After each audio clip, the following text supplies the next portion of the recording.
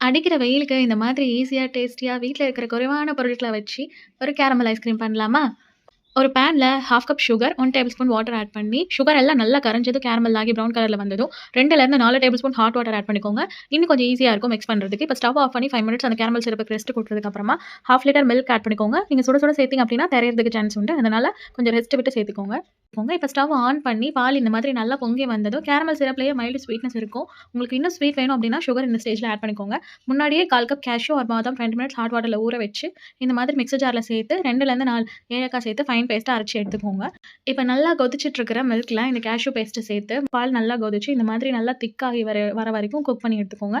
இந்த அளவுக்கு திக்னஸ் வந்ததும் ஸ்டவ் ஆஃப் பண்ணி, ஐஸ்கிரீம் மோல்டு இருந்தா ஐஸ்கிரீம் மோல்டுல ஊத்திக்கோங்க. இல்லன்னா நார்மல் நம்ம வீட்ல சில்வர் டம்ளர் இருக்குல்ல, அதிலேயே ஊத்தி ஒரு 8 ஹார்ஸ் ஃப்ரீஸ் பண்ணி எடுத்ததும் 2 மினிட்ஸ் நார்மல் வாட்டர்ல வச்சு டீமோல்டு பண்ணீங்க அப்டின்னா, ஈஸியா நமக்கு எடுக்கிறதுக்கு நல்லாருக்கும். அவ்வளோதான் ஃப்ரெண்ட்ஸ். இந்த மாதிரி கிரீமி டேஸ்டியான கேரமல் ஐஸ்கிரீம வீட்லயே ட்ரை பண்ணி பாருங்க.